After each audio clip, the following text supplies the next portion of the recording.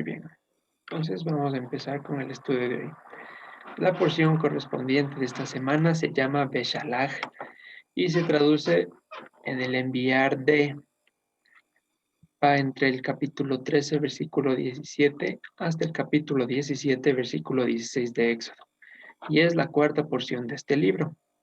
Hoy es 30 de enero del 2021 y en el calendario hebreo corresponde al 17 de Shevat de 5781. Versículo para hoy en Romanos, y uno muy conocido que lo hemos repetido quizá muchísimas veces. ¿Qué diremos a esto? Si el Señor es por nosotros, ¿quién contra nosotros? Y de pronto ha sido una frase eh, muy repetida en stickers de autos, en palabras de autoaliento y situaciones así. Pero en situaciones apremiantes realmente estamos demostrando que esa es nuestra confianza cuando la circunstancia se pone realmente difícil. Aún decimos eso y entendemos lo que realmente significa, o como estaremos viendo en esta porción, empezamos a murmurar. La pregunta que hay que hacer es importante y darnos cuenta en qué lado estamos y cómo estamos manejando esta área. Bien, entonces continuemos. Listo. ¿Qué habíamos visto en la porción anterior? Ampliando un poquito más lo que denominamos el paquete de salida de Egipto, veíamos que también incluía el hablar permanentemente las maravillas de Dios. Y veíamos en el ejemplos de los salmos, todo, decía, cuánto amo tu ley, todo el día es de ella mi meditación. Y esa misma palabra meditación no solo hablaba del hecho de estar pensando, sino también de mantenerlo en mi boca. Entonces, decíamos que si no hablo de las maravillas que ha hecho en mi vida, porque me corresponde dar testimonio de su justicia. Si no lo hablo todo el tiempo, tengo que estarlo pensando. Y pues bueno, hicimos las explicaciones necesarias de eso, ¿no? También vimos cómo el faraón y sus siervos, viendo la majestuosidad de Dios a través de las distintas plagas, finalmente reconocieron en su corazón que contra Dios no había estrategia, no había qué hacer. Sin embargo, vemos ahí mismo plasmado la incapacidad humana para irse junto con Dios, como tienen en pantalla, porque los siervos decían en cada momento, deja ir este pueblo, pero nunca dijeron, déjanos ir con ellos también. Entonces vemos que así la razón humana dimensione quién es Dios, no es capaz por sí mismo de postrarse, humillarse y servirse por las buenas. Dios usa un tratamiento especial con cada uno y es al final de cuentas lo que nos permite estar hoy aquí. No los razonamientos, no la lógica, no los números, sino la experiencia personal. Y también veíamos a modo de analogía cómo Faraón negociaba con el pecado. Al principio decía que no se va nadie, luego que los hombres, los niños y los ancianos, luego que el ganado, y así empezaba a soltar de a poquito, de a poquito. Entonces veíamos un ejemplo de no estar eh, eh, haciendo trueques con Dios, no estar cambiando la santidad de a poco, sino tiene que ser algo radical, no ponerle trabas.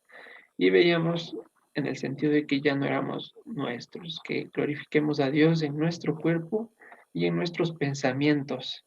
Y aquellos pensamientos veíamos que era la parte sacrificial, y ahora ya no con animales, sino fruto de alabanza de labios que confiesan su nombre.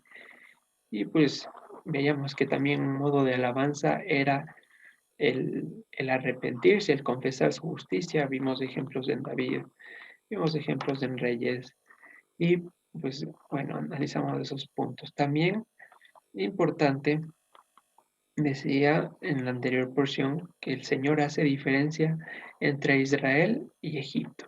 Y asimismo tiene que ser en nuestras vidas. Y poníamos un ejemplo, que éramos, o que somos más bien dicho, embajadas de Israel, que al lugar donde vayamos y al metro cuadrado que nos siga, tiene que estar claramente notoria esa diferencia.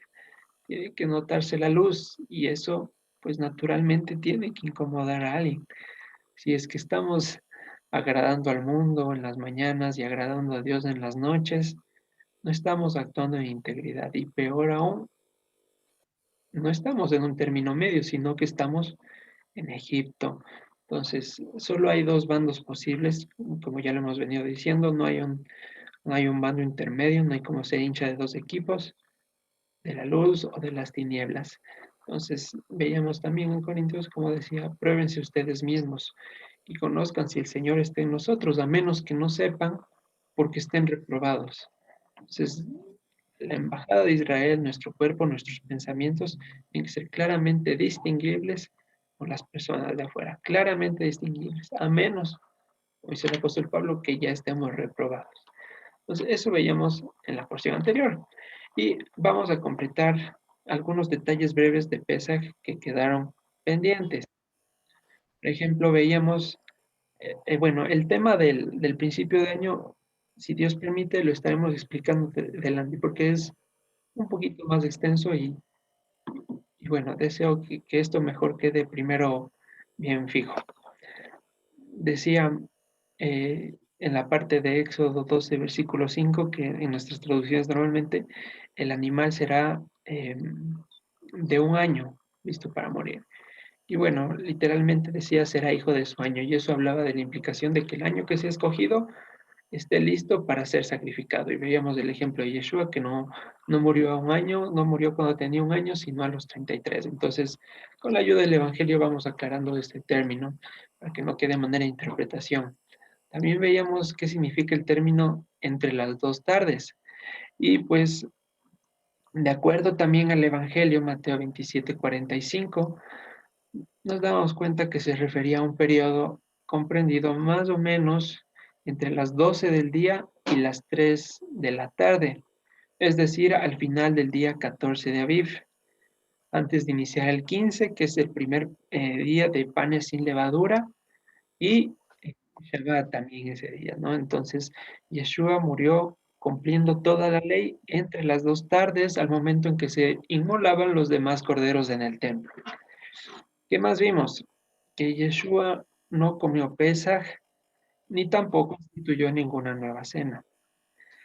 Simple y sencillamente porque si él comía Pesaj, él mismo se estaba anulando como Cordero de Dios. Entonces, negada esa posibilidad. ¿Qué celebró entonces? Celebró pues una cena instructiva en presencia de sus discípulos. Por eso no había mujeres ni niños. Y Pesaj es para comerlo con toda la familia.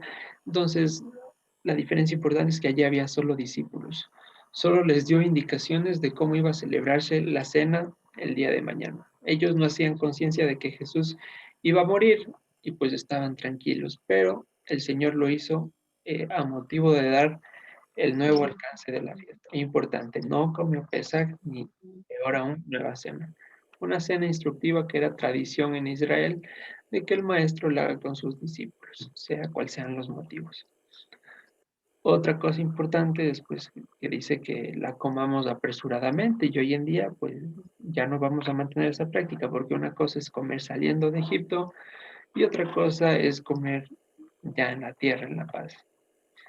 Nos habla también de que 7 días de panes sin levadura habrá en nuestras casas, desde el día 15 hasta el día 22, nada de levadura, ni para comer ni guardada en la casa. Y pues bueno, decíamos, ahora estamos viendo el apartado técnico, de cierta manera. Ya en su momento analizaremos, si Dios permite, las cuestiones, eh, vamos a decirlo, espirituales. Y ahora vamos a hablar del punto muy importante que no quería que quede suelto. Vamos a abrir nuestras Biblias en Éxodo capítulo 12, versículo 43. Un punto muy importante, repito, que es la circuncisión.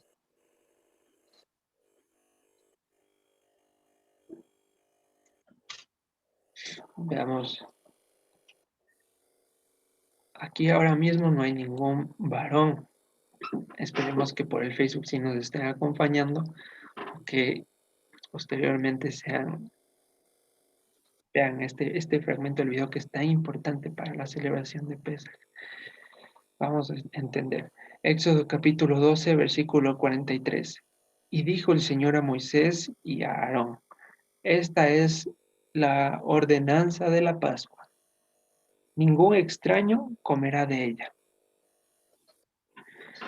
Y listo. ¿Qué es ser un extraño?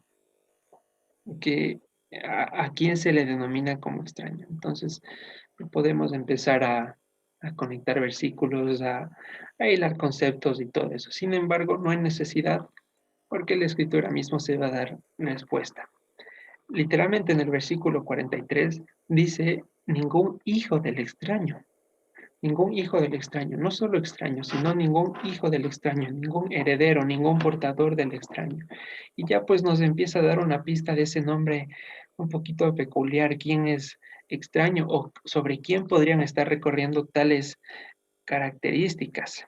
Y en el versículo 45 nos empieza a explicar a quiénes se les considera hijos del extraño. Dice, por ejemplo, el extranjero y el jornalero no comerán de ella. Ellos son los que no pueden comer.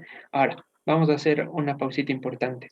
En nuestras traducciones ponen como extranjero a dos palabras diferentes y pues no se entiende muy bien o se pierde, de pronto puede llevar un poquito a confusión. Entonces, en el versículo 45 nos dice que ni el extranjero ni el jornalero pueden comer de la Pascua. Cuando habla de extranjero, habla de un toshav y de un jornalero como un sahir. ¿Quién es el extranjero? El vecino incrédulo. Aquella persona que voluntariamente, pues ya le hemos predicado, vive al lado nuestro, pero nada que ver. Personalmente, esa persona desea insistir en el desconocimiento y mantenerse en el estatus o portando la nacionalidad extraña. Y por el otro lado, el jornalero, aquella persona que contrató para que me brinde un servicio de una u otra manera, y pues hasta ahí, no es parte de nada más. Entonces dice, aquellas personas no pueden participar de la Pascua y hay que hacer un punto importante y es que especialmente esta cita del Señor Pesaj no es ninguna atracción turística, no tiene que ser nada improvisado, no puede ser eh, en el caso de un jornalero es que ya no avanzó a volver a su casa, se puede quedar comiendo pesaj. No, no puede ser tomado de imprevisto o por si acaso le doy de comer, por si acaso esa noche se convierte. Hay una importancia en esta cena. Dice que el que come y bebe indignamente, come y bebe juicio para sí. Entonces no podemos estar eh, así de la nada, un día antes, improvisando, por si acaso Dios hace el milagro. No, sí, sí, tenemos que llevar un proceso de predicación, no puede ser tomado tan a la ligera, ¿sí? Ahora, diferente es, pues, bueno, ya vamos a ver los diferentes casos, pero hablamos de que no sea un día antes, no sea media hora antes, no sea contado como una simple merienda, es una cena importantísima porque es la única noche donde hacemos memoria del Señor al comer pan sin levadura y al beber alegóricamente la sangre del nuevo pacto, única noche en el año. Entonces, estas dos personas, un vecino incrédulo que ya se mantiene ya ha perdurado en ese estatus y no ha querido salir de ahí, y de igual manera una persona que contrató para los servicios, no pueden participar de la cena, es lo que nos está diciendo Éxodo 12:45. Lo importante, lo mínimo, la credencial de creyente, la cédula que se debe presentar para Pesaj es estar al menos en línea con lo establecido en Hechos 15, como aquellos 4 parámetros. Ese tiene que ser el primer punto por donde vamos a iniciar. Pero si no, pues repito, no es atracción turística, no es parque de diversiones, no puede ser tomada a la ligera. Tenemos que tener celo, no solo por la cena, sino también por la vida de esas personas. Hay que tener cuidado, hay que tener cuidado. ¿Sí? Entonces vamos a seguir analizando. Dice versículo 45, el extranjero y el jornalero no comerán de ella.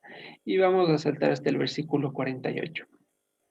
Mas si algún extranjero morare contigo y quisiere celebrar la Pascua, para el Señor séale circuncidado todo varón y la celebrará y será como uno de su nación, pero ningún incircunciso comerá de ella. Entonces vuelve a utilizar la palabra extranjero siendo otra palabra. Aquí habla de un ger. ¿Qué es un ger? Es un prosélito, una persona a la cual ya se le ha venido predicando y gracias al Señor empieza a aceptar los, los mandamientos del Señor, empieza a cambiar su vida y empieza a adecuarse a Israel, entiendas en el sentido celestial. Entonces dice, si algún prosélito, si alguna de estas personas ya pues tiene el deseo de celebrar Pesach, séale circuncidado. ¿Qué cosa? No especifica. Asimismo como en, como en Génesis, cuando lo veíamos en algún momento, séale circuncidado. Entonces, antes de llegar, bueno, ahí tienen la pregunta, ¿qué debe ser circuncidado en primer lugar?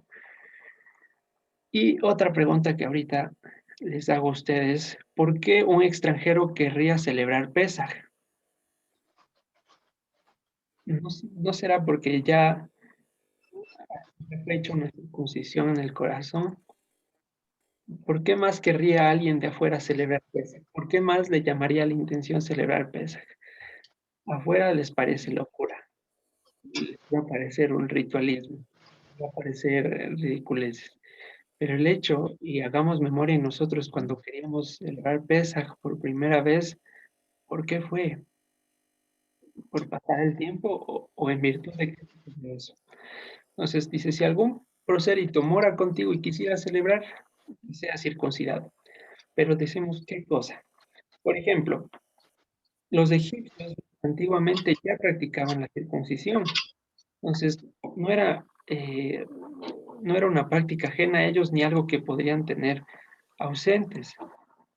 Y por otro lado, los judíos ortodoxos que no creen en nuestro maestro Yeshua también son circuncidados. Entonces les hago la pregunta.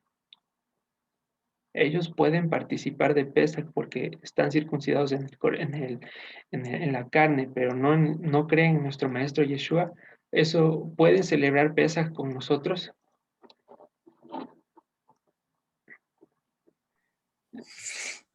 Carlitos, buenos días. Perdón el atraso. Bueno, si lo haces de manera de pregunta, el que esté circuncidado en el corazón primero y luego en la carne, Ujú, usualmente era para el extranjero que quería añadirse, ¿no? Porque en ujú, realidad el pueblo judío ya ellos desde nacimiento, como cumple el ritual y la ley, a ujú, los pocos días ya tiene que ser circuncidado, a los 7 días. Entonces, ellos hacen en forma natural, digámoslo así, ujú. por tradición. Pero, o sea, eso también o sea, debemos llegar a eso, pero entendiendo que primero nosotros, ya que somos grandes, que somos adultos, que somos extranjeros, tenemos que circuncidar nuestro corazón primero.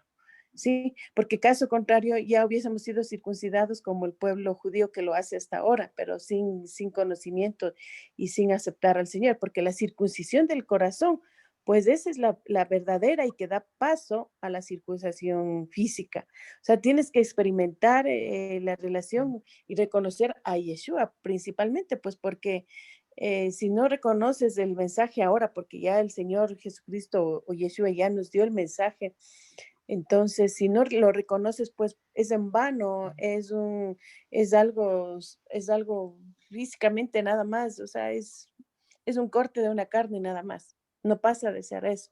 Entonces, a partir de Yeshua, o sea, tenemos que entender eso ahora, porque antes de Yeshua era también otra circunstancia, que era por tradición, o sea, por cumplir la ley, o sea, está bien cumplir la ley, pero nosotros a partir de Yeshua, o sea, tenemos que hacer porque no lo hemos visto, no estuvimos con ellos en esa época, o sea, no vivimos en esa época, pero ahora la condición es que para nosotros, los que éramos extranjeros, los que como dice su palabra, hemos deseado y anhelado eh, o pertenecer al pueblo, pues lo primero, la condición básica, la circuncisión del corazón y que da por amor, como respuesta, por amor al sacrificio de Yeshua, de lo que él hizo en la cruz, pues el siguiente paso es la circuncisión física, ¿no? Correcto. Muy bien, Silvita. Muy bien. Muchas gracias por su participación. El estatus de circuncisos y de no extranjeros no nos da la circuncisión en la carne, sino la circuncisión en el corazón. Y la circuncisión en el corazón consiste en reconocer que Dios ya vino y murió por nosotros. Si una persona, por más judía que sea de 50 generaciones, viene con todas las señales, pero no confiesa a Yeshua, es igual que un extranjero, porque el habitar dentro de Israel no es por linajes ni por genealogías, sino por evidencia de la circuncisión en el corazón. Entonces, si dice ningún incircunciso comerá de ella, no está diciendo como que la circuncisión en la carne sea el prerequisito predominante para comer pesa. Porque, repito, puede llegar un egipcio, puede llegar una persona de cualquier lugar y decir, yo si estoy circuncidado puedo comer y no tener ni idea de lo que se está hablando. Y eso no le habilita. Puede llegar un judío y puede saberse toda la Torá, pero si no cree en Yeshua, es igual que un incircunciso, porque sigue pensando que es por obras, y en ese caso mucho peor. Entonces la circuncisión en la carne no es el habilitante para comer pesa, no puede ser así, repito, por esos dos casos puntuales. Y otra vez más, el estatus dice, ningún incircunciso comerá de ella. Yo puedo tener circuncisión en la carne y hacer una fiesta de los mandamientos. Y eso me convierte en incircunciso. Entonces, no es la señal en la carne la que me habilita para comer ni la que me da ninguna ventaja, sino la del corazón. Y ahí lo tienen. La circuncisión no es un requisito en la carne o un prerequisito, es una señal, simplemente, una señal y un mandamiento. No hay pacto de la circuncisión. Hablábamos antes de que esa combinación de palabras no está escrita en la ley, sino es creada por el pueblo judío alegando a que el- la fidelidad de Dios se recibe cuando somos circuncidados en la carne y no es así. Entonces, vamos a volver un ratito a Génesis 17, versículo 10 para entender esto de mejor manera, para refrescar la memoria. Dice en Génesis capítulo 17, versículo 10, este es mi pacto que guardarán entre mí y ustedes y su simiente después de ti. Será circuncidado todo varón de entre ustedes, cualquier varón de entre ustedes será circuncidado. Mi pacto es que cualquier varón de ustedes sea circuncidado. ¿Será que Dios está reduciendo el pacto a una cirugía, a una incisión en la carne? ¿Eso será todo el pacto de Dios? ¿O estará hablando de circuncisión en el corazón? Que tengamos la ley aquí adentro. Sí, es ilógico que el Señor esté reduciendo su pacto a un corte, nada más, un corte en la carne. No puede ser así. Entonces, este versículo se ha malentendido como el pacto de la circuncisión en la carne. Y no, no es así. El pacto es que nosotros seamos su pueblo y Él sea nuestro Dios. Y eso, confesar que Él es nuestro Dios y empezar a adoptar el, el modo de andar de su pueblo, proviene de una operación directa en el corazón, de quitar la dureza. Entonces, ¿qué es lo que va a circuncidar el Señor? Es el corazón, ese es su pacto. No el hecho de hacer un corte en la carne. No se le puede limitar a Dios algo tan hasta cierto punto simple y sencillo, sino el pacto aparte de eso sería por obras. Dios estaría esperando la buena voluntad de que nosotros vayamos a algún médico y decir, ah, gracias que te acordaste, ahora sí entra en pacto. No es así, no es así. Entonces, versículo 11, como respuesta de que cualquier varón será circuncidado el corazón, circuncidarán pues la carne de su prepucio y le será por señal del pacto entre mí y ustedes. Es una señal, nada más, como llevar un anillo de matrimonio. Si es que en cualquier caso se me perdiera, yo no dejo de estar casado, pero el anillo no es la señal predominante que me hace estar casado. Me explico. Si es que se me pierde, yo no es que me divorcio ese momento por cualquier circunstancia. Si se me pierde, yo sigo casado, pero pues lo exhibo como señal pública de que he contraído un compromiso. Por supuesto que la circuncisión en la carne no se va a exhibir como señal pública, pero vamos a recordar qué nos dice el apóstol Pablo en Romanos 2:28.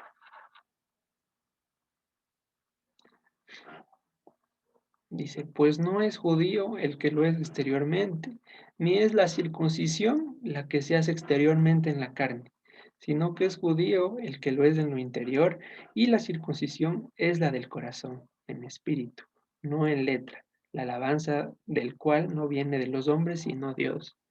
Ya, ahí está claro. Y vamos a aclarar en Romanos 4:9 al 10.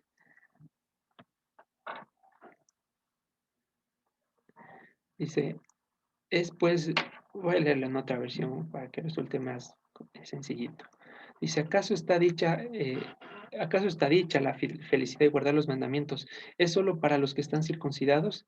¿Acaso no es también para los que no son judíos? Hemos dicho que a Abraham se le tomó en cuenta la fidelidad y fue declarado justo. ¿Cuándo sucedió esto? ¿Fue antes o después de que Abraham fuera circuncidado? Antes, no después.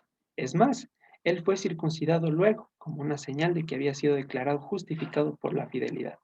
Por tanto, Abraham es considerado el padre de todos los que creen, aunque no hayan sido circuncidados, pues a estos se les toma en cuenta la fidelidad y son declarados justos. ¿Ya? Entonces, el, vamos a adelantar, eso es, el requisito para comer Pesaj no es presentarse con la circuncisión en la carne. El requisito es presentarse con la circuncisión en el corazón. Y ahora, ¿cómo sé que ya tengo la circuncisión en el corazón? Pues bueno, la primera señal y la más obvia es que quiero celebrar Pesaj. Las fiestas de Dios son aborrecidas por el mundo y lo vemos en el Shabbat, la oposición tan fuerte que tiene. No se diga mucho más Pesaj. Entonces, la primera señal de una circuncisión en el corazón es que ya estoy teniendo ese vivo anhelo de agradarle al Señor. Y segundo, pues alinearme con Hechos 15. Es el primer paso, como un prosélito, digámoslo así, las primeras señales de conversión que sí me habilitan para celebrar Pesaj. Ahora, repito, miren, este ejemplo lo está en pantalla. Voy a leer otra vez Éxodo 12:48. Éxodo capítulo 12, versículo 48 dice, si algún prosélito morare contigo y quisiere celebrar la Pascua para el Señor, séale circuncidado tu varón, y entonces la celebrará y será como uno de su nación. Pero ningún incircunciso comerá de ella. Es decir, que la circuncisión en el corazón es la que nos hace ser parte del pueblo. Y es lo que dice en Efesios 12, sencillamente. Ustedes en otro tiempo eran llamados incircuncisión, han sido hechos cercanos por Yeshua, porque él circuncidó el corazón y las hizo cercanos. Ahora, ahí tiene el ejemplo. Un egipcio o una persona circuncidada, un judío ortodoxo, es incircunciso, sí, porque no cree en Mashiach, y eso es el elemento importante y el habilitante. Impedimento para no comer Pesaj, entonces, es ser hijo del extraño, no querer andar en sus mandamientos. Entonces queda la pregunta, ¿debo hacer la circuncisión en la carne aún? ¿Es correcto para los varones seguir haciendo la circuncisión en la carne? Absolutamente, es un mandamiento. Pero, pues, vamos a poner el siguiente ejemplo.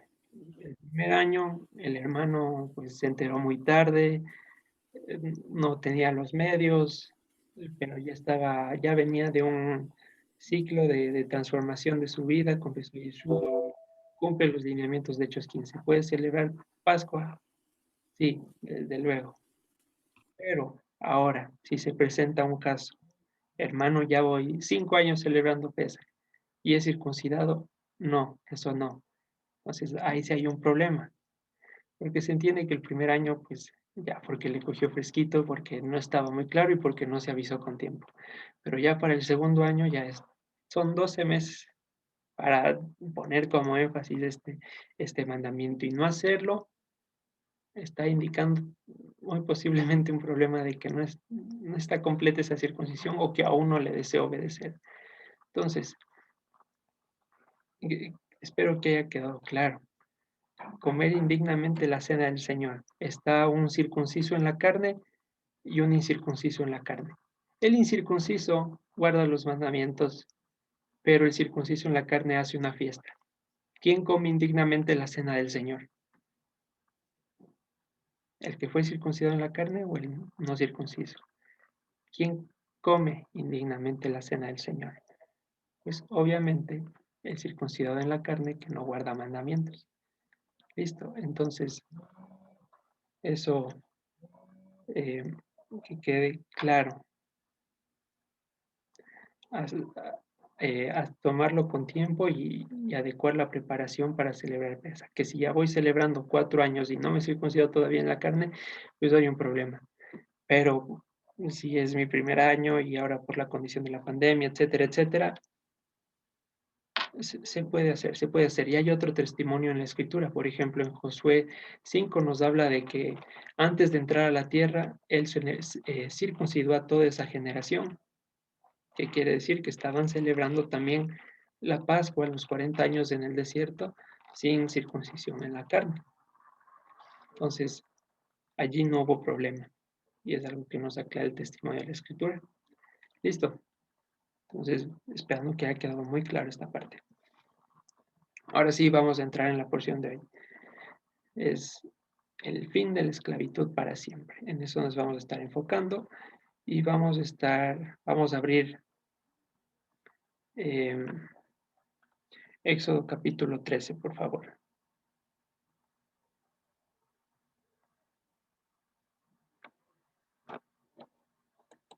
Éxodo capítulo 13.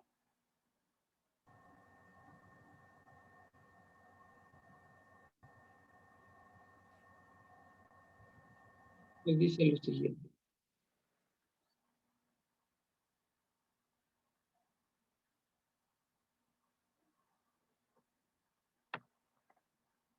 Dice, luego que Faraón dejó ir al pueblo, Elohim no los llevó por el camino de la tierra de los filisteos, que estaba cerca, porque dijo Dios, para que no se arrepiente el pueblo cuando vea la guerra y se vuelva a Egipto. Es lo que nos dice la traducción del versículo 17, que no los va a llevar por la tierra de los filisteos porque el pueblo se va a arrepentir y cuando vea la guerra van a volver corriendo a Egipto. Ahora, hay que tener en cuenta algo importante. Israel, el pueblo en ese entonces, a excepción de poquísimos, quería volver a Egipto por cualquier cosa y por la mínima.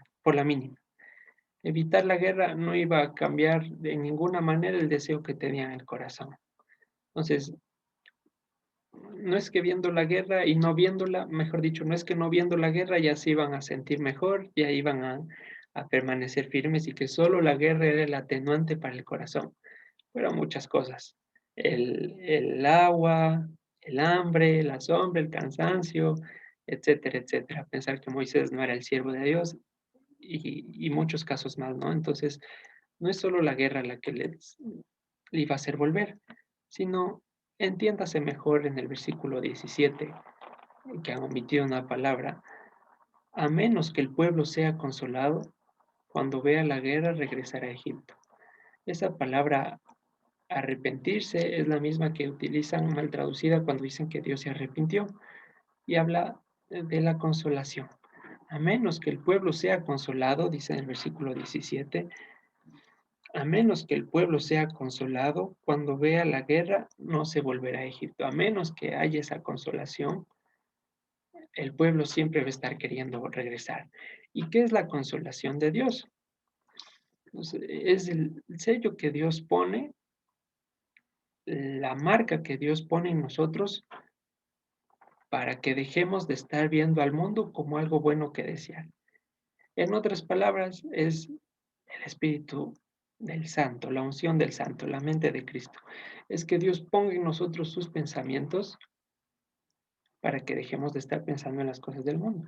Entonces, a menos de que esa condición se cumpla en nosotros, nosotros siempre vamos a estar volviendo por cualquier cosa a Egipto.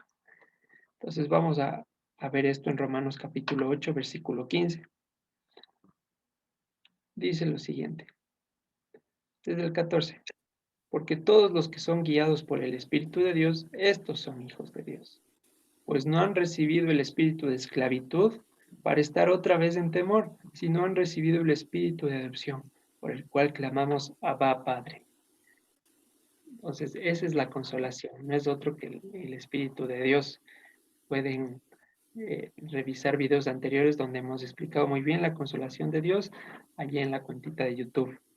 ¿Ya? Entonces, aquí no está diciendo para que no se arrepiente el pueblo cuando vea la guerra. Entiéndase de mejor manera, a menos que el pueblo sea consolado.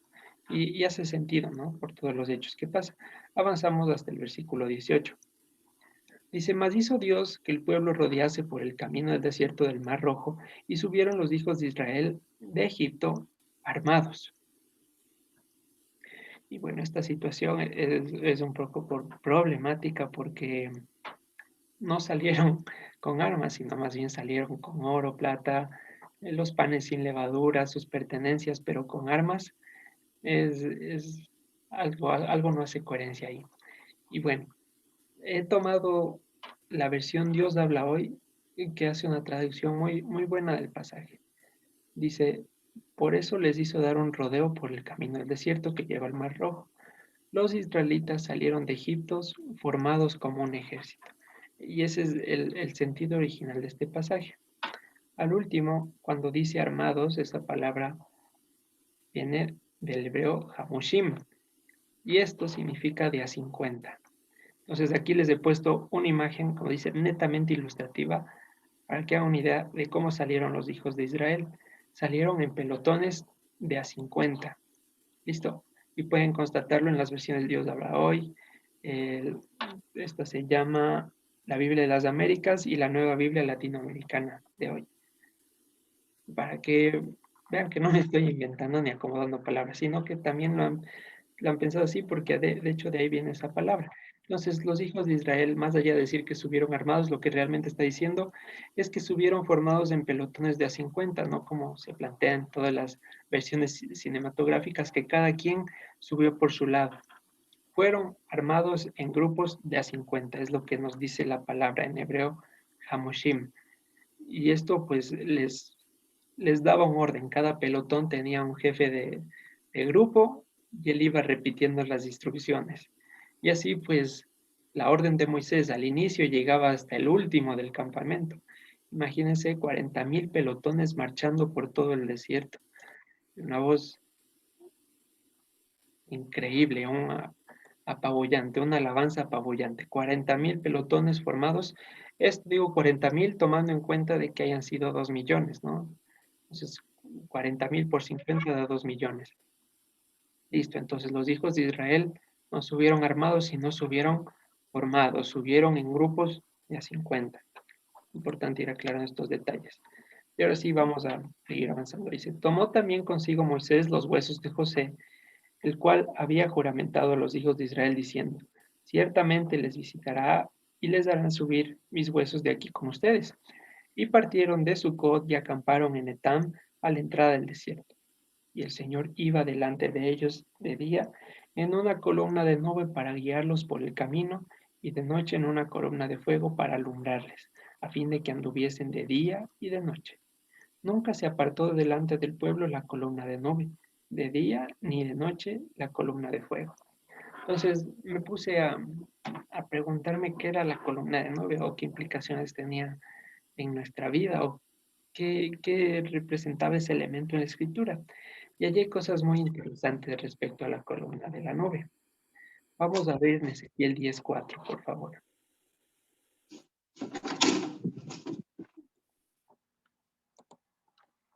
Dice el Señor que todo el tiempo les acompañó con una columna de nube.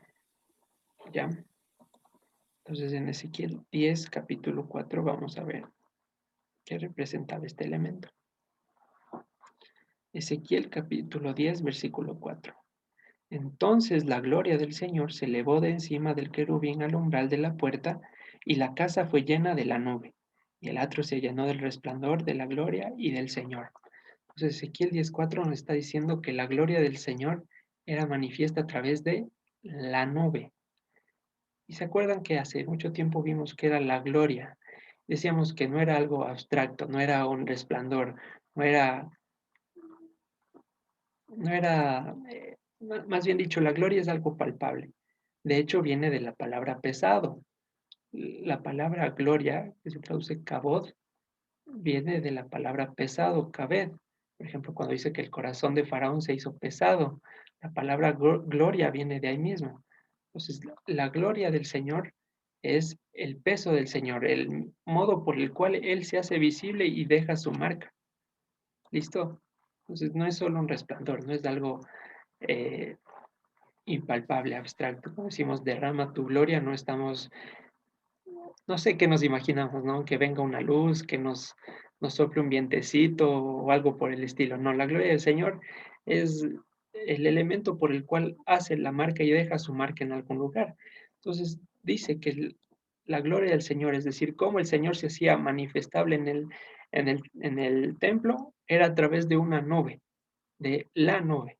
Es lo que hacía evidencia de su presencia, ¿ya? Entonces, entienda, la nube es la gloria del Señor, de acuerdo a Ezequiel 10:4. Y ahora, avanzamos a Primera de Corintios, capítulo 10, versículo 1 al 2, de algo que me llamó la atención. Dice, porque no quiero, hermanos, que ignoren que nuestros padres todos estuvieron bajo la nube, y todos pasaron el mar, y todos de Moisés fueron bautizados en la nube y en el mar. Entonces, ¿cómo es esto del bautizo en la nube? ¿Qué es ser bautizado? El bautizo habla del hecho de ser sumergido, ¿sí? Sumergidos. Eso quiere decir la palabra. Y ahora, ¿cómo se sumergieron en la nube? Porque aquí dice Pablo que todos fueron bautizados en la nube y en el mar. ¿Cómo es que se sumergieron en la nube? Luego, otra vez vuelve a hablar de la nube en Mateo 17:5. Dice, mientras él aún hablaba, una nube de luz los cubrió, y he aquí que una voz desde la nube que decía, este es mi Hijo amado en quien tengo complacencia. A él escuche. Entonces, ¿cómo es esto de la nube? La nube, bautizo en la nube, una voz desde la nube. La gloria del Señor es la nube. Voy a silenciar micrófonos. Listo. Entonces, la nube. ¿Qué quiere decir este elemento? ¿Qué quiere decir que una voz haya dicho, este es mi Hijo amado en quien tengo complacencia? Y lo entendí de la siguiente manera, que aquella nube que apareció en el desierto, ¿cuál es primeramente la función de una nube? ¿Qué hace? Provee de sombra. Y lo mismo hizo esa nube. Aquella nube era solo una sombra de lo que había de venir. Cuando se manifiesta Yeshua como Dios mismo, aquella nube que era tan familiar para el pueblo de Israel, por ser un elemento que siempre estuvo presente, dice, ya no me vean a mí, ya no piensen que yo soy la gloria del Señor, ya no voy más como la nube, ya no soy la manifestación plena de Dios. Ahora véanme a mí directamente que estoy en la tierra, vean al Mesías. Antes fueron bautizados en la nube, en mi gloria, ahora van a ser bautizados en el verdadero, en Jesucristo.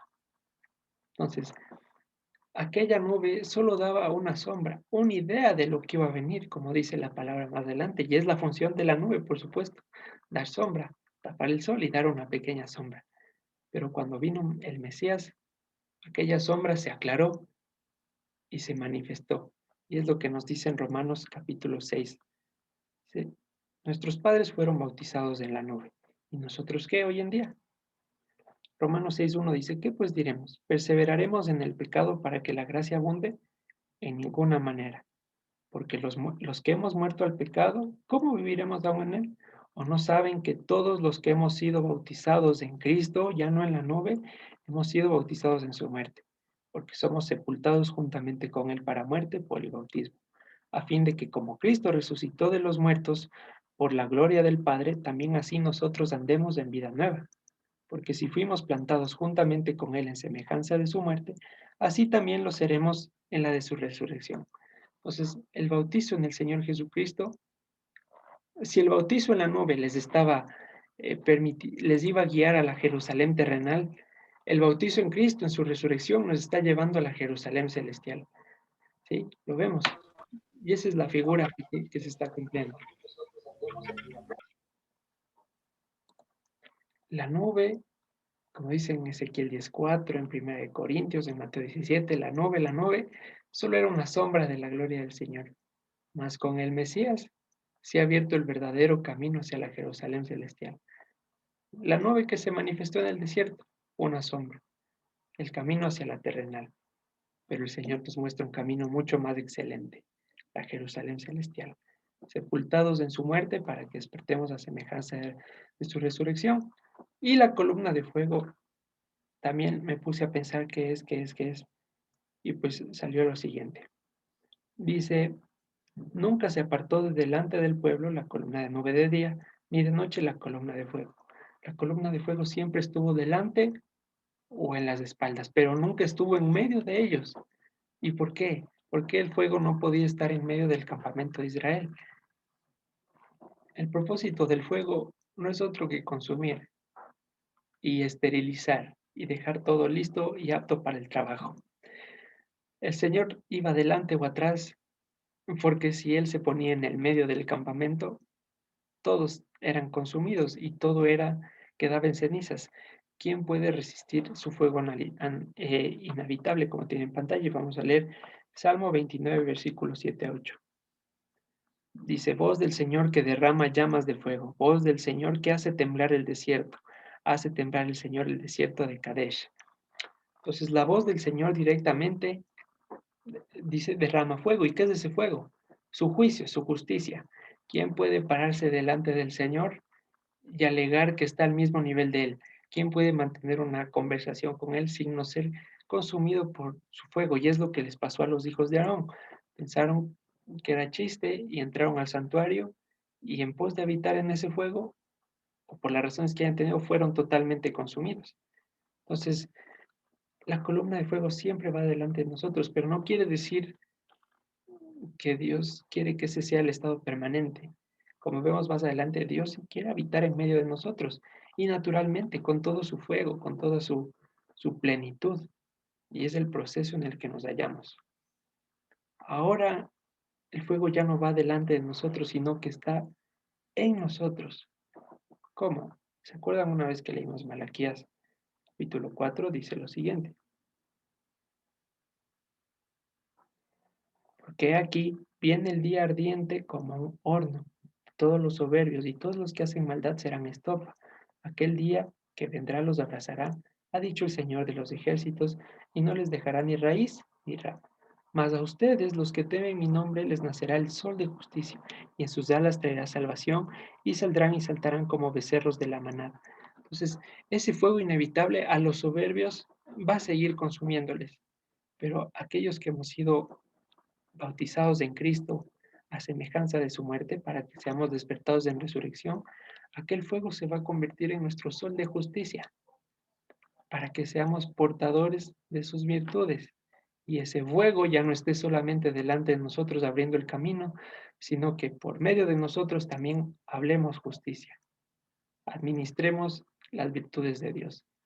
Y ahora en Isaías 43, versículo 2 al 6 dirá lo siguiente. Cuando pases por las aguas, yo estaré contigo, y si los ríos no te anegarán. Dice, y cuando pases por el fuego, no te quemarás, ni la llama arderá en ti. No es solo poesía, no es un versículo de aliento personal nada más. Dice, cuando pases por el fuego, no te quemarás. Cuando pases por el juicio del Señor, no serás consumido, porque has sido justificado por la muerte del amado. Eso es lo que está diciendo y lo representa la columna de fuego. Antes delante, pero ahora en medio de nosotros. ¿Por qué? Porque hemos sido bautizados en el Señor, muertos con Él conjuntamente para el pecado y ahora en vida para llegar a la Jerusalén celestial. Entonces, en resumen, el Mesías nos está guiando a la Jerusalén celestial como la nube en el desierto, para presentarnos justificados delante de la columna de fuego. ¿Sí? Las analogías de la columna de la nube, la columna de fuego, antes y después. Listo, lo tenemos, lo vemos. Si hay preguntas, me avisan. Entonces, básicamente eso es lo que está representando. Y vamos a volver a Éxodo capítulo 13. Ya. Eh, Vamos al 14. Habló el Señor a Moisés diciendo, di a los hijos de Israel que den la vuelta y acampen delante de Pi Harirot, entre Migdol y el mar. hacia Baal-Zephón. Delante de él acamparán junto al mar, porque Faraón dirá de los hijos de Israel: encerrados están en la tierra del desierto, el desierto los ha encerrado. Y ahora, esto es interesante porque Faraón piensa que están indefensos. Faraón piensa que salieron nada más para destrucción. Faraón piensa que hasta ahí llegaron los hijos de Israel. Dicen, ahora es cuando me las cobro todas, ahora es cuando voy a, voy a sacar a relucir mi poder. ¿Y por qué es interesante? Porque Gog, príncipe de Magog, aquel contra quien está pronosticada la batalla final, profetizada en Apocalipsis 27, dice lo mismo contra la tierra de Israel. Y vamos a leer Ezequiel capítulo 38 para darnos cuenta. Vamos a abrir el versículo 2, primero para ver sobre quién narra esta profecía. Hijo de hombre, pon tu rostro contra Gog en tierra de Magog, príncipe soberano de Mesec y Tubal, y profetiza contra él.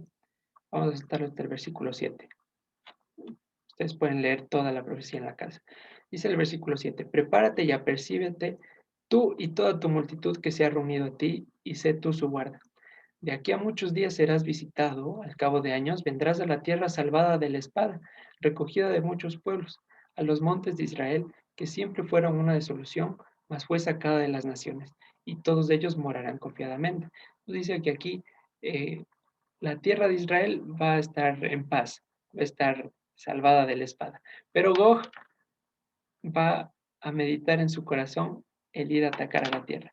Y dice en el versículo 11, y dirás, subiré contra una tierra indefensa, iré contra gentes tranquilas que habitan confiadamente, todas ellas sin muros y no tienen cerrojos ni puertas, para arrebatar despojos y para tomar botín, para poner tus manos sobre las tierras desiertas y apobladas y sobre el pueblo recogido de entre las naciones que se hace de ganado y posesiones, que mora en la parte central de la tierra. Entonces Gog, al igual que el faraón, tienen el mismo modo de actuar. Piensan que cuando Israel está junto es porque está más vulnerable. No se dan cuenta que cuando Israel va a ser juntado, cuando sea juntado, es en su momento cúspide, porque el Señor mismo estará con ellos. Entonces, ¿qué quiero dar a notar aquí? Que Faraón y Gog no son personajes distintos ni están gobernados por potestades distintas. Que tengan el mismo método de pensar solo muestra y evidencia que quien está detrás de ambos es Satanás. Y es como dice el Señor, Satanás no puede estar dividido contra Satanás. Si una casa está dividida entre sí, ¿cómo va a prevalecer? Entonces, son las mismas figuras. Y hablaba con mamá en esta semana y me conversaba que le habían dicho que las historias bíblicas ya no se van a repetir como antes. Y en parte tiene razón, porque van a ser amplificadas a su máxima expresión.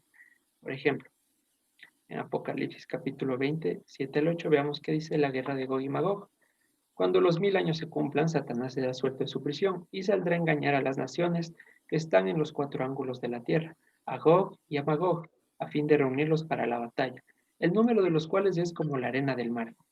¿Ya? Entonces aquí el ejército de Faraón habrá sido una manchita significativa, pero aquí está alertando que en la batalla final va a ser como la guerra, como la arena del mar este ejército encargado por Satanás. Entonces, repito, ambos, Faraón como Gog, piensan que Israel está indefenso cuando está junto. Y no es así. Entonces, aquí, volviendo a Éxodo 14, nos dice en el versículo 4, dice, y yo haré una dureza del el corazón de Faraón para que lo siga, y seré glorificado en Faraón y en todo su ejército, y sabrán los egipcios que yo soy el Señor. Y en el versículo 16 de Ezequiel 38 dice, para que las naciones me conozcan, cuando sea santificado en ti, Gog. Entonces, esta es una estrategia de Dios a nivel macro y a nivel de nuestra vida. Cuando la situación se pone difícil, cuando parece que Egipto se viene encima, cuando está pisándonos los talones y parece que Dios se ha dormido, como va a pasar contra Gog, que vamos a estar acampando ahí en la ciudad librada de espada, en la ciudad amada, en los montes de Israel, y de pronto vamos a ver un ejército como las estrellas, como la arena del mar, rodeados y vamos a decir, ¿qué pasó con Dios? ¿Dónde está? Y en nuestra vida. Yo estoy yendo, vamos a decirlo, yo estoy guardando el Shabbat, estoy leyendo su Biblia. ¿Por qué me está yendo peor?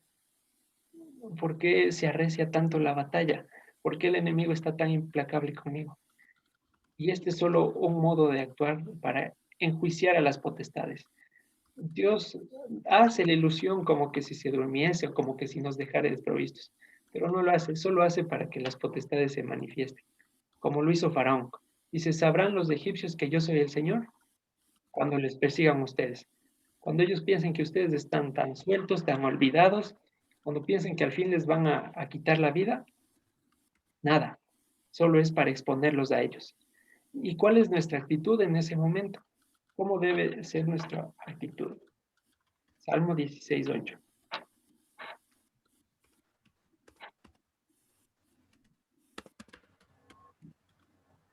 Al Señor he puesto siempre delante de mí, porque está a mi diestra, no seré conmovido. No importa cómo venga Faraón, no importa cómo venga Gog, no importa cuán numerosos sean, el Señor no nos ha abandonado. Y ahí viene el versículo del inicio. Si Dios es por nosotros, ¿quién contra nosotros? No importa qué tan numerosos sean o cuánto piensen las potestades que estamos indefensos. El Señor es poderoso para guardarnos sin caída y presentarnos delante del sin mancha. Pero nosotros no hagamos lo que va a hacer el pueblo a continuación, sino mantengamos a Dios siempre por delante de nosotros, dejando lo que está atrás y extendiéndose a la meta, al galardón supremo que es Jesucristo. Vale, entonces vamos a ver qué hizo el pueblo.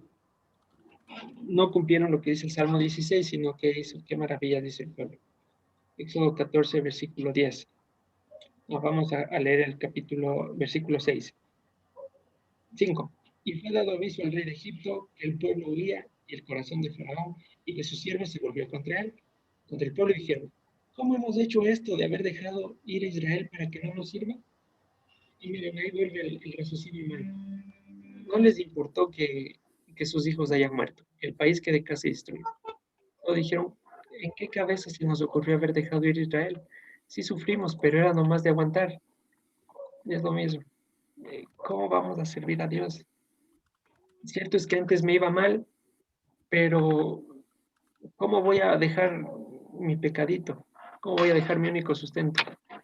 Bueno, eso por un lado. Ese es el corazón humano. Le importa un quinto lo que haya pasado y las maravillas que ha hecho Dios. Si el corazón no está consolado, va a salir en contra de Dios. Listo. Versículo 6. Y unció su carro, tomó consigo su pueblo y tomó 600 carros escogidos y todos los carros de Egipto y los capitanes sobre ellos. E hizo una dureza el Señor con el corazón de Faraón, rey de Egipto, y él siguió a los hijos de Israel. Pero los hijos de Israel habían salido con mano levantada, dice, literalmente. Sí, muchas gracias por todo. Adiós. Versículo 9. Siguiéndolos pues los egipcios con toda la caballería y carros de Faraón, su gente de a caballo y todo su ejército, los alcanzaron acampados junto al mar, al lado de Pi Arirot, delante de Baal Zephón. Y cuando Faraón se hubo cercado, los hijos de Israel alzaron sus ojos y aquí que los egipcios venían tras de ellos.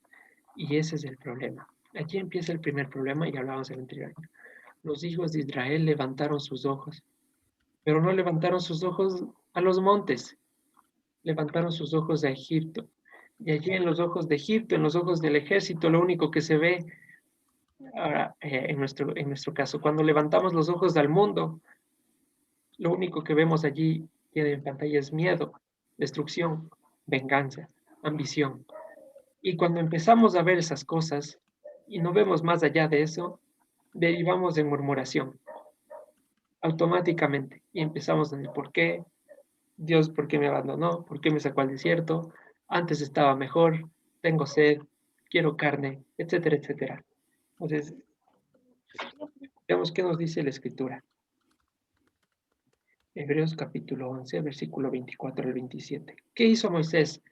¿Por qué él estaba tan feliz de llegar al mar y no estaba aquí como el pueblo? Dice, por la fidelidad Moisés, ya hecho grande, rehusó llamarse hijo de hija de Faraón, escogiendo antes ser maltratado con el pueblo de Dios que gozar de los deleites temporales del pecado, teniendo por mayores riquezas el vituperio de Cristo que los tesoros de los egipcios, porque tenía la mirada puesta en el galardón. Por la fidelidad dejó Egipto, no temiendo la ira del rey, porque se sostuvo como viendo al invisible. Y esto es genial, porque la única manera de ver al invisible es quedándonos ciegos en el mundo. Y ahí sí se aplica donde, lo que dice en Mateo, si tu ojo te es ocasión de caer, afuera. Hay que dejar de ver Egipto, hay que dejar de ver las posibilidades, lo que el mundo ofrece, porque no ofrece nada más que destrucción y ambiciones. ¿Por qué Moisés pudo salir de Egipto, de su corazón? ¿Por qué no prefirió quedarse como hijo de Faraón? Por supuesto, porque Dios le circuncidó el corazón, pero dice, porque se mantuvo viendo al invisible. Y es algo, digamos, hasta cierto punto Ande, coherente. Eh, voy a silenciar. de, Ya.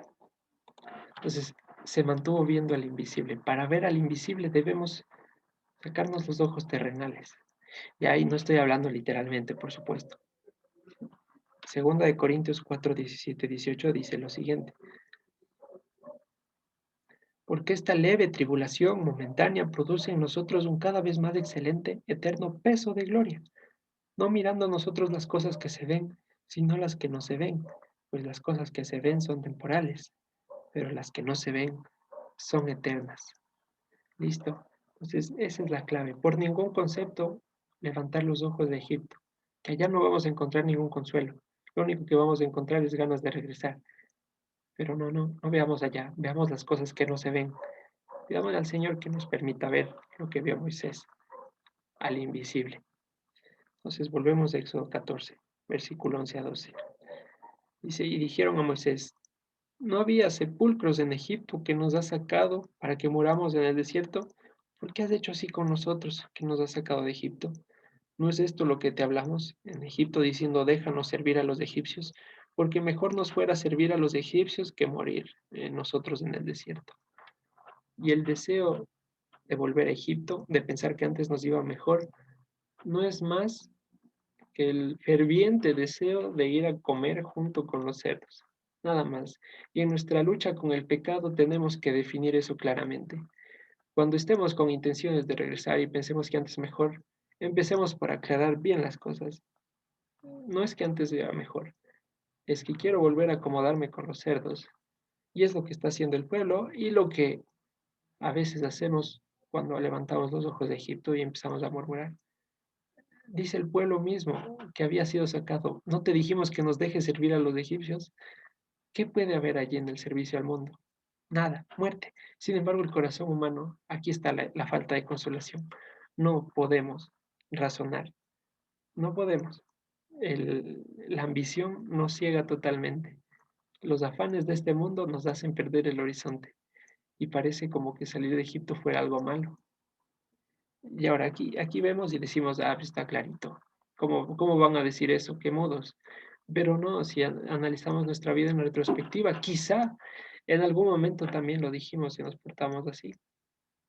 Y esto de que dicen en versículo 11, 12 del capítulo 14, es producto del choque de expectativas. El darse cuenta de que con Dios no nos saca para socapar nuestras rebeliones. Y ahí viene, en resumen, lo que está diciendo en versículos 11 y 12 dice, yo no pensé que era así, yo pensé que salía de Egipto a hacer lo que yo quería, no pensé que Dios me tomó para formarme.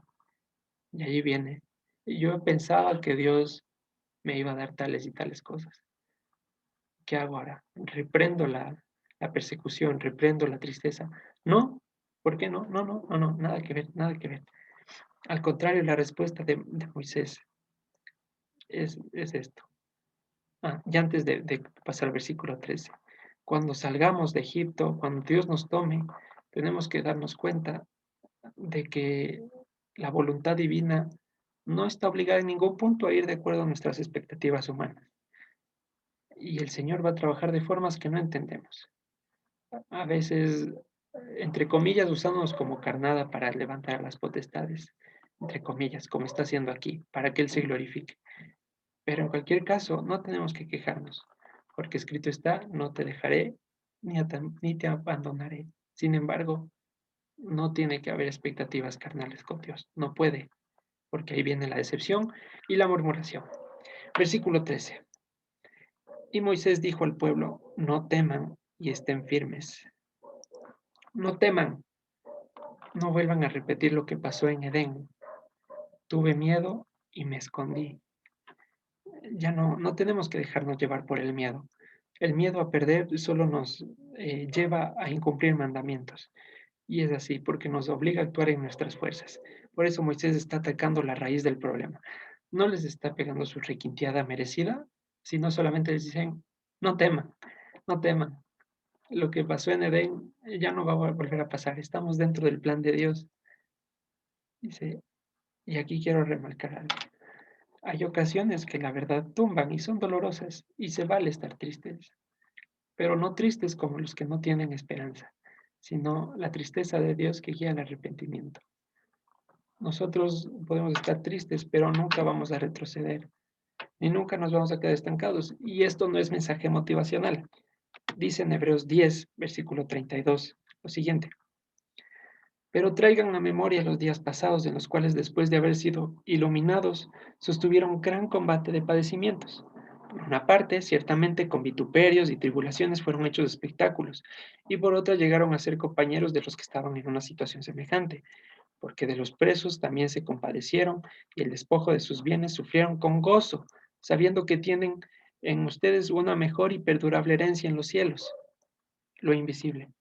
No pierdan pues su confianza, que tiene grande galardón, porque les es necesaria la paciencia, para que, habiendo hecho la voluntad de Dios, obtengan la promesa.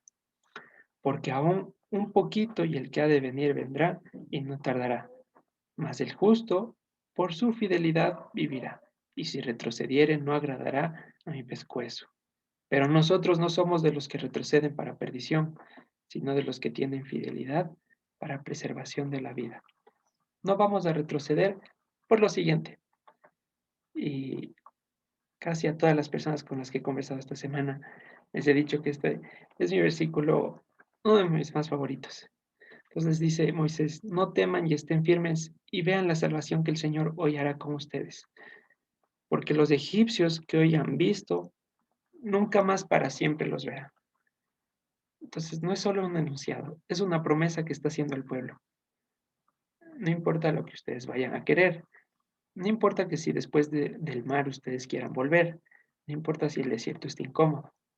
Los egipcios que hoy están viendo, nunca más para siempre los verán. Y en otras palabras, el Señor está diciendo: nunca más para siempre van a volver a ser esclavos ahí. No importa cuánto lo deseen, nunca, nunca, nunca vamos a volver allá, porque el Señor nos puso el sello de su consolación. Y para quitarnos ese sello tendríamos que ser mayores que Dios. Y antes de que eso suceda, que nunca va a suceder, vamos a morir. Entonces, aquella esclavitud de Egipto se acabó para siempre.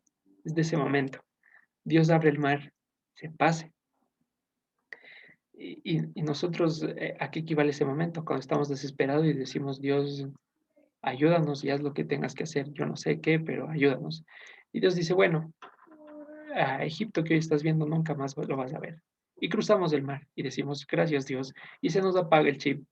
Decimos: bueno, muchas gracias por la ayuda, muy bonito, voy a regresar, tengo negocios que atender, dejé allá mis ollitas de carne, dejé, dejé allá mis cositas, ya vengo, voy a Egipto de nuevo y si necesito cualquier cosa te aviso, Dios. Gracias, pero por ayudarme. Y Dios dice: no, no, un ratito. El mar ya se cerró justamente para que no vuelvas. Y ahora a caminar en el desierto. Y no les mandó a caminar en el desierto solos, no les dijo: yo me voy a Canaán y ahí verás cómo vuelves. Y es lo que nos dice a nosotros: yo te espero acá en la Jerusalén celestial, mira tú cómo llegas. No, no, no, Dios no hace eso, está permanentemente con nosotros en el desierto, en el peregrinaje de este mundo, dándonos de comer comida que ni nosotros ni nuestros padres conocían, sustentando cada paso. Y aún así, a veces intentamos regresar. Entonces, allí es lo que ya equivale y donde hay que pedir al Señor que nos dé fuerza de carácter para amarrarse bien los lomos, ceñirse los lomos y echar camino en el desierto. Va a momentos donde aparentemente va a haber hambre, pero no. La promesa es nunca más volver a la esclavitud, nunca más para siempre, sino que ahora avanzamos de gloria en gloria, ¿sí? Entonces, esto es, y dice en el versículo 14, el Señor peleará por ustedes y ustedes estarán callados, ¿sí? Callados, no, no tranquilos, ustedes estarán callados. Hay que tener conciencia de que no tenemos que estar como el pueblo dándole, haciéndole enterar a Dios lo que nos pasa en nuestra vida, porque Él ya sabe de lo que tenemos necesidad, ¿sí? Entonces, hasta aquí vamos a llegar con la enseñanza el día de hoy, el mensaje que Dios ha puesto en mi corazón. La esclavitud que vivimos antes se acabó para siempre, porque el Señor nos compró con un precio altísimo. Entonces, ánimo, no retrocedamos nunca, porque no podemos. Antes pelearíamos con Dios y seríamos destruidos, pero nunca va a dejar que volvamos, ¿sí? Entonces, allí, gracias a los hermanos que se han unido a la transmisión en Facebook, gracias por acompañarnos desde tempranas horas. Shabbat Shalom, síganse uniendo a través de los estudios de la congregación y un fuertísimo abrazo a todos. Shalom.